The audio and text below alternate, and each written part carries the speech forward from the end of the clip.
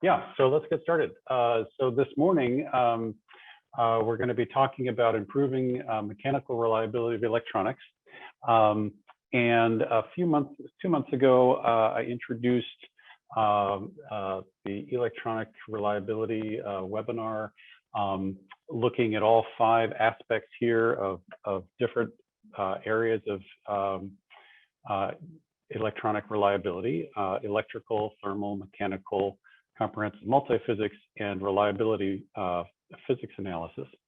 And then last month we covered thermal reliability in more detail. And this month we're going to be covering mechanical reliability and a little bit of the bottom one, reliability physics analysis.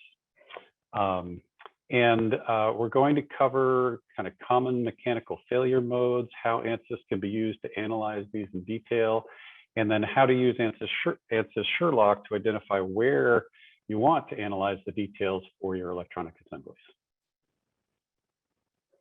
So some common failure modes for electronics on the mechanical side tend to happen in the packaging and then in the solder contacts and the wire bonds, where you get stresses.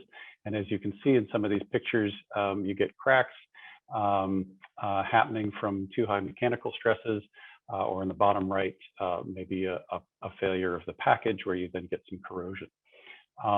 And so these are the failure modes we'll be focusing on for today.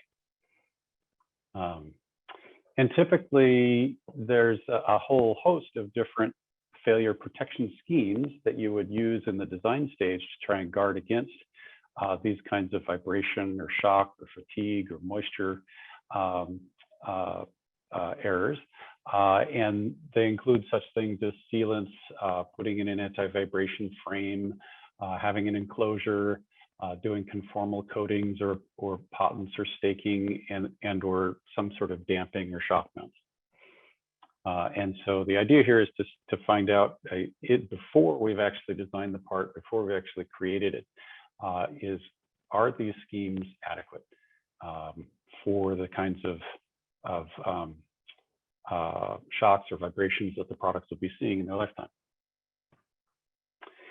And another component to using simulation on your designs is to look at whether your electronics are going to pass regulatory compliance requirements. In the vibration space, a number of these are listed, sort of IEEE 802, mil specs, IEC specs, et cetera. For fatigue and other drop tests and stuff, there are other different regulatory requirements potentially. And so the question is, can we pass these regulatory requirements before we actually get to passing the test officially? Can we do it in software? And that's the whole idea behind the value of you doing simulation, is reduce the cost and time to market by simulating designs prior to building them in the first place, and thereby reducing sharply the number of test and fix cycles that your normal design process might be using. So your typical process is design it, build it, test it. Do we have a fault? Okay, yes, and then fix it. And you go through a number of cycles of fixing it as you go through and find issues. If we can find those issues before we even build parts, we will save a huge amount of time. And that's the whole idea behind doing these sorts of simulations. So on mechanical reliability, we're going to be talking about solutions for fatigue, shock, vibration, and moisture ingress. And these are just some of the pictures of how these tests are conducted and what you might be examining in the software. And one of the key components to enabling accurate thermal and warpage and vibration simulations is to capture the amount of copper and the distribution of copper in each layer of the PCB board can really affect both the vibration transmission through the circuit board, but also the heat profiles as well. And so doing this sort of trace mapping of the copper and getting that accurate and meshing that accurately really enables us to dial in and have a very accurate analysis.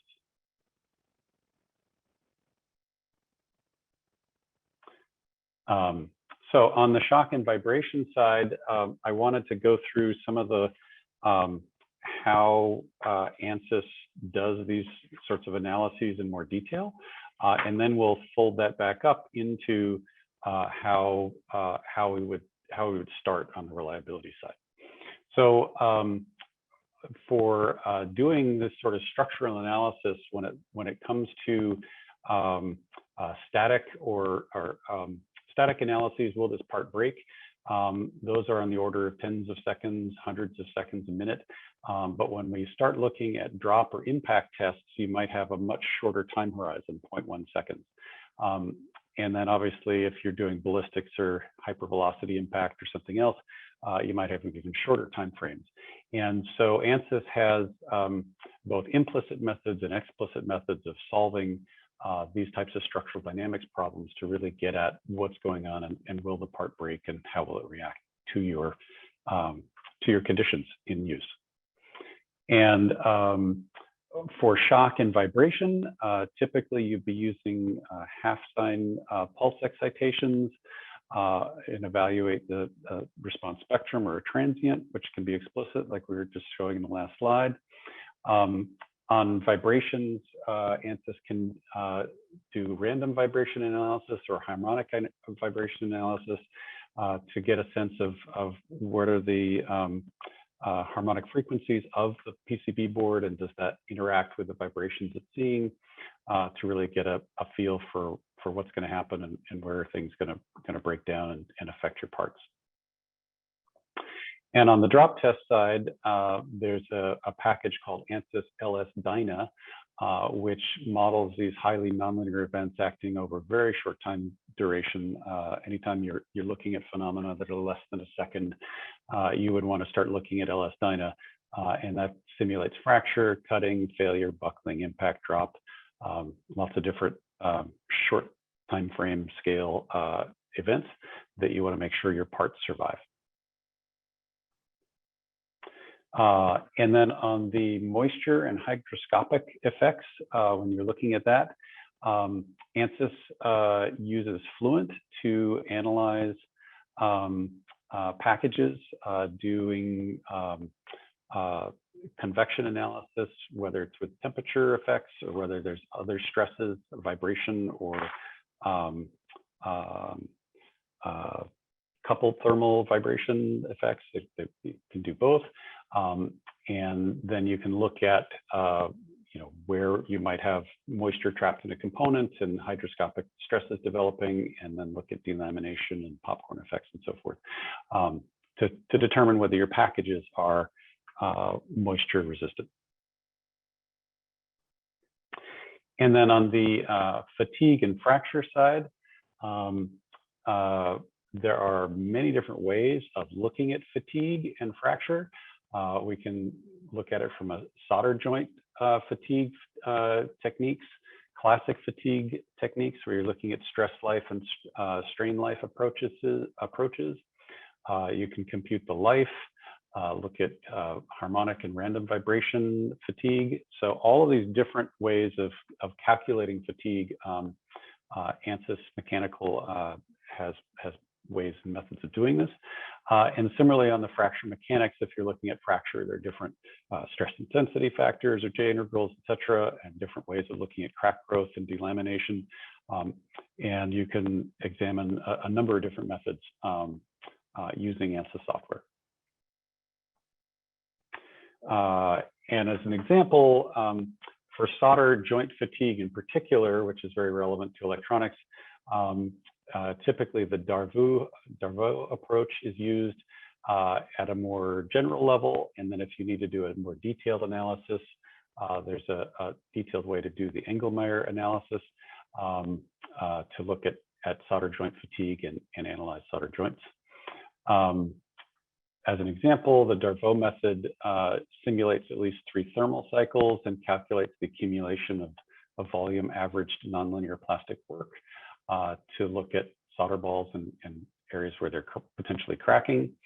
And then the Engelmaier approach is taken at a much more detailed level, looking at fatigue ductility coefficients and exponents and so forth. There's a huge amount of both papers and additional help we can give you if you're wanting to jump into this arena. But what's key to all of this, looking at it from a electronics reliability perspective and my PCB boards, is how do we get to looking at sort of a global, here I have a PCB board, and now I'm trying to determine, well, how do I look at a particular solder ball? And is that solder ball the one I want to look at, or is another one?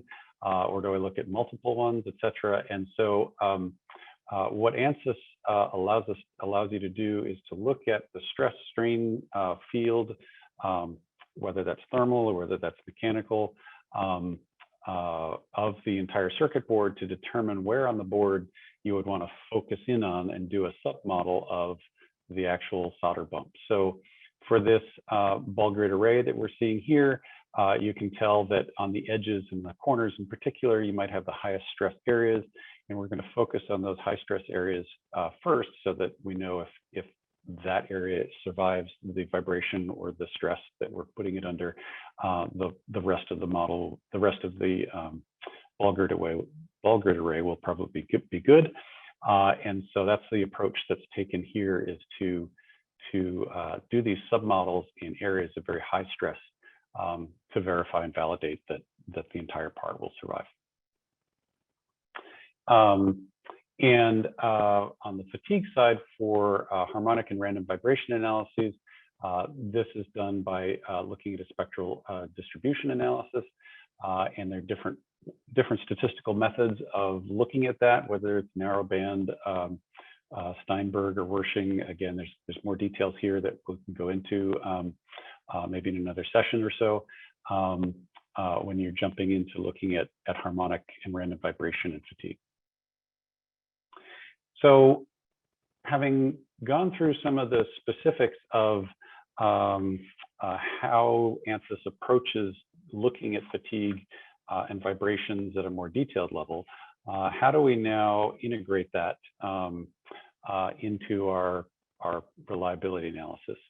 So how do we go from a detailed mechanical analysis to just estimating the mean time between failure for an entire assembly?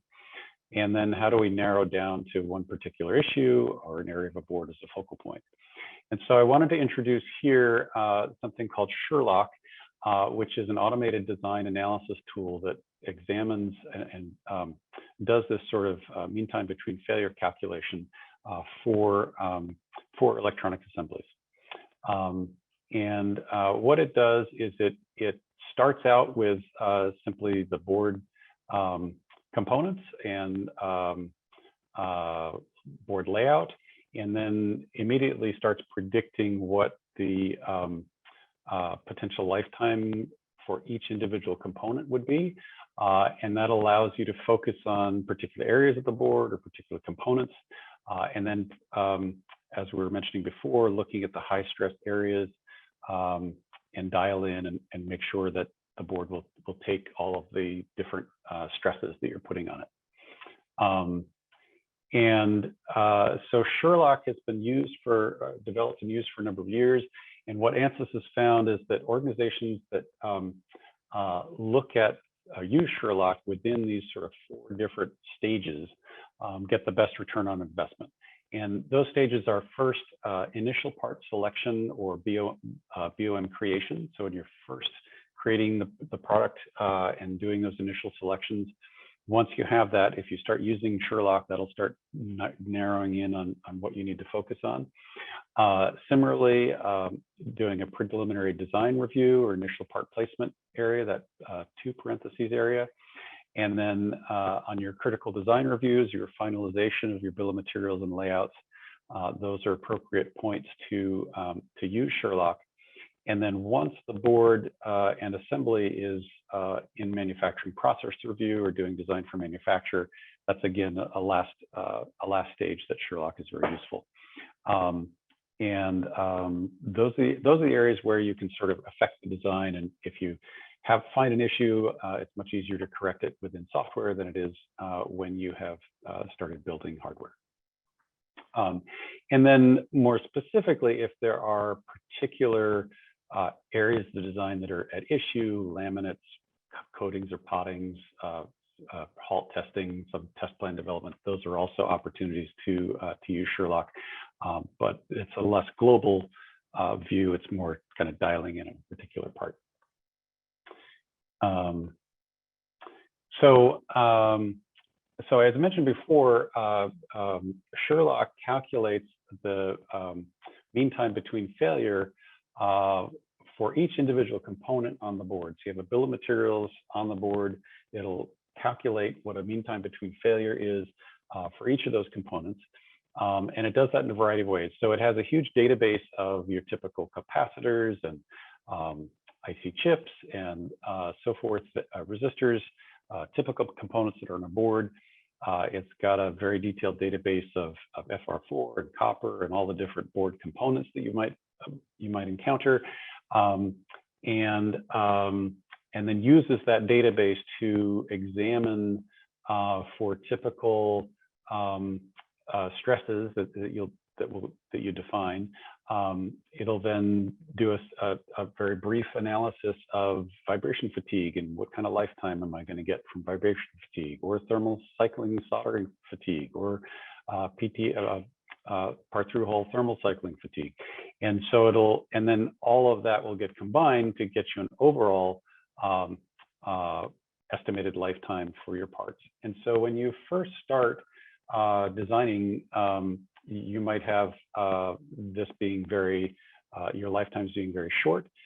And then as you change the design to improve things, you can monitor that as you go through the different design stages in Sherlock, going from your initial design to your more detailed design to a finalized design, and constantly improving the lifetime of the product as a whole, and being able to examine all the sub areas as well. And that again guides you into, oh, well, maybe I need to do a specific analysis of this ball grid array because that chip's going to be at risk relative to some of the stresses it's seeing.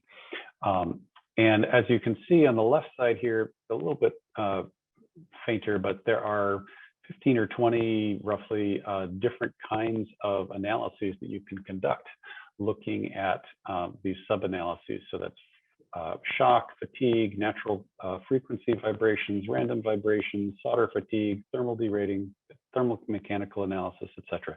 So there's a number of different relatively quick analyses that are done to enable you to sort of focus in on what do you need to look at to get this particular board and component to be reliable. And just as an example, in terms of how Sherlock is calculating these mean time between life curves, this is one example for solder fatigue. So the FEA simulation captures the peak strains of the component, and Sherlock uses a modified Steinberg equation with solder fatigue and strain versus cycles to failure, the SN curves, to calculate the characteristic lifetime. It then assumes a Weibull slope, makes some assumptions to get the beta, and that allows you to plot a life curve for each component. And then you have to go back and look at those assumptions sometimes and maybe dial in some. And then once you have the lifetimes for each component, it combines it for all the different components to get the entire board's lifetime as well. And as I said before, you have a number of different kinds of analysis you can do in terms of vibration, fatigue, etc., to again get the entire lifetime. So this is an example for the shock and vibration area.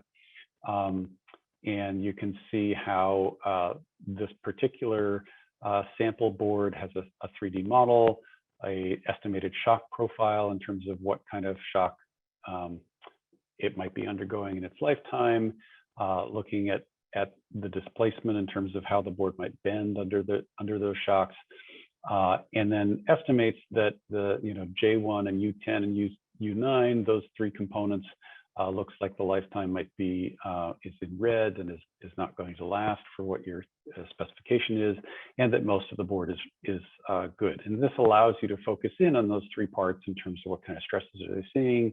Maybe there's some mitigation strategies that you might try in terms of potting or changing the mounting, and there's a bunch of different things you can try to improve things. But this allows you to sort of focus in on what needs attention relative to lifetime, relative to shock and vibration. And similarly, we covered it last month on the thermal side.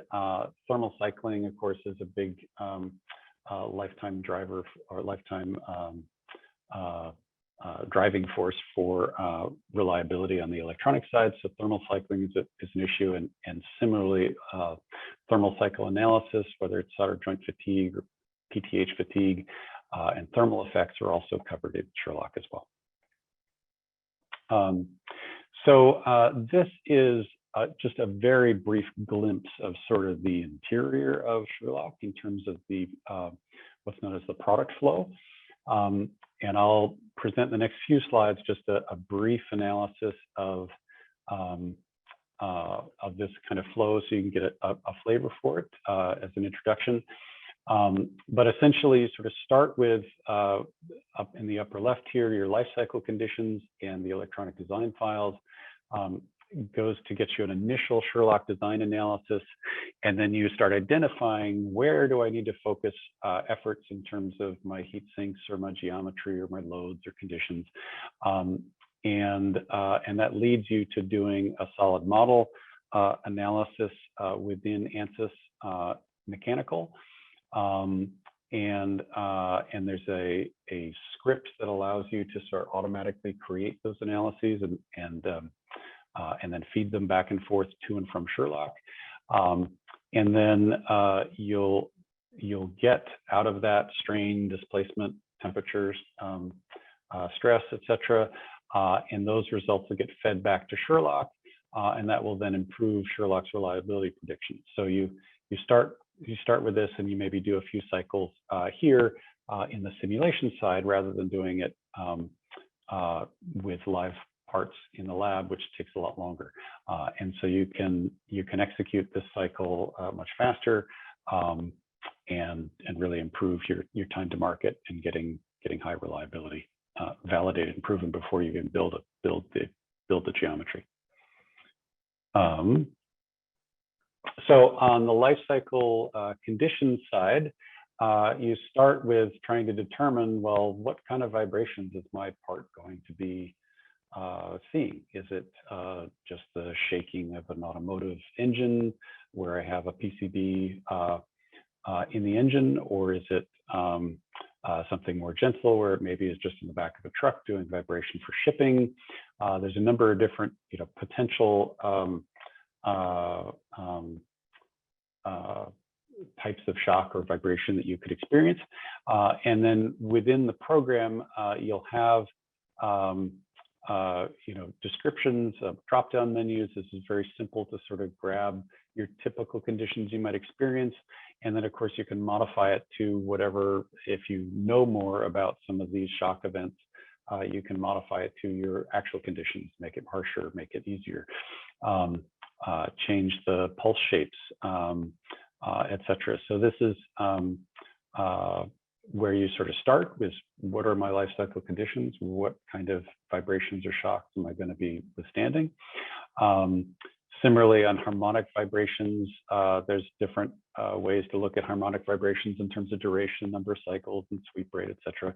All of this is you have sort of your default values within the program, and then the ability to modify it as well. And similarly, for thermal events, you might know, going down to temperature and going up, or it has daily cycles, or it has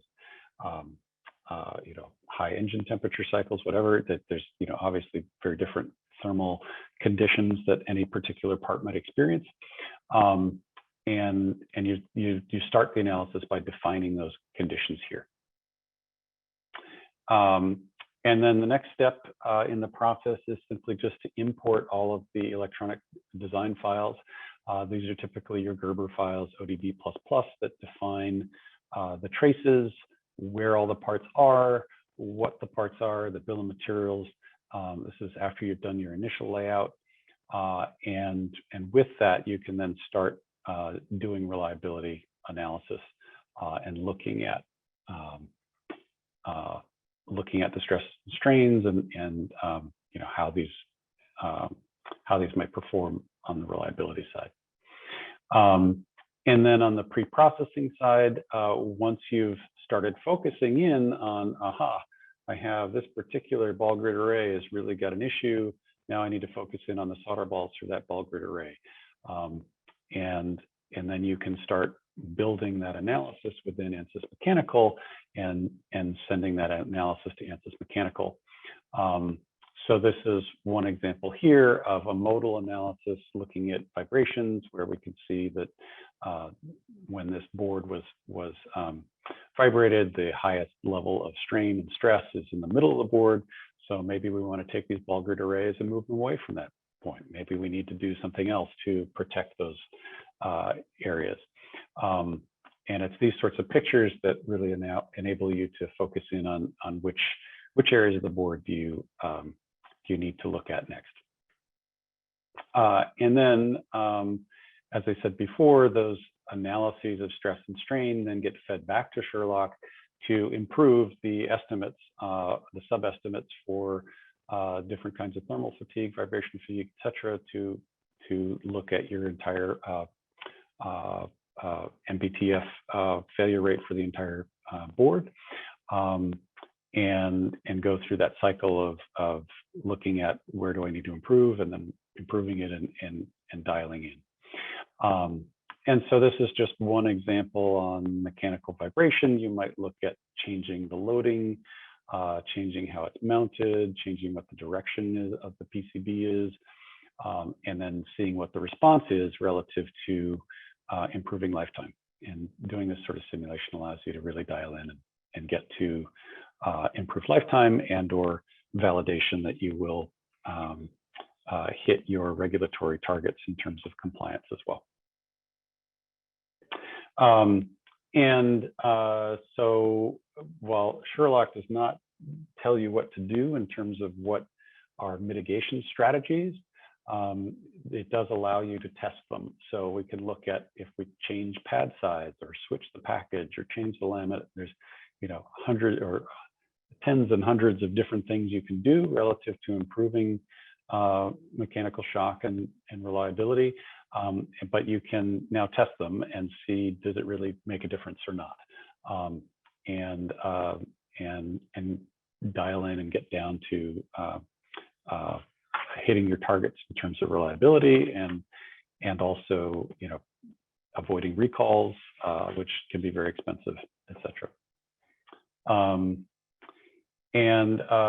So in conclusion, I just wanted to say, you know, kind of introduce Sherlock as providing a framework for doing these sorts of mean time between failure calculations for electronic assemblies, and that it's supported by detailed ANSYS mechanical analyses where you dial into where are the highest stress points in the board, where are the highest vibrations happening, can my ball grid array or my solder wire bond actually withstand those stresses, and then test different methods of protection against them, and verify and validate the design. So I guess I'm wondering if anybody has any questions relative to this.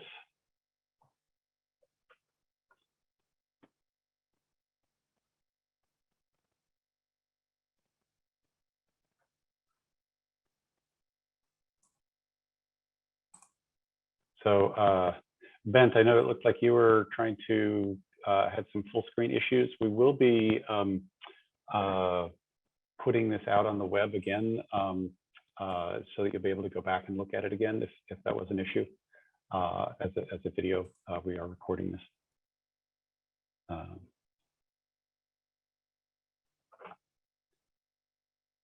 But I guess I just wanted to see if anybody had any other questions on Sherlock or mechanical, how they interact.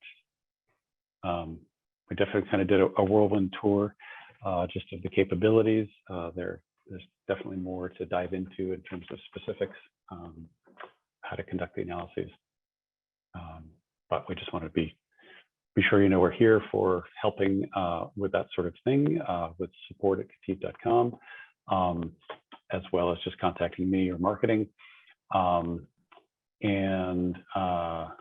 Given there are no other questions, I just wanted to say as well that there's an upcoming session next month, the second Tuesday of the month. Snigdha Sarkar is going to be presenting a webinar on high quality data visualization using ANSYS Insight for CFD simulation. Insight allows you to gather and visualize data in terms of looking at flows and looking at your analyses in different ways. So that'll be really interesting in terms of CFD.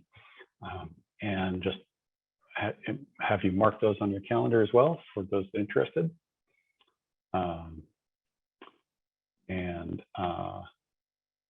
With that, I think we will conclude.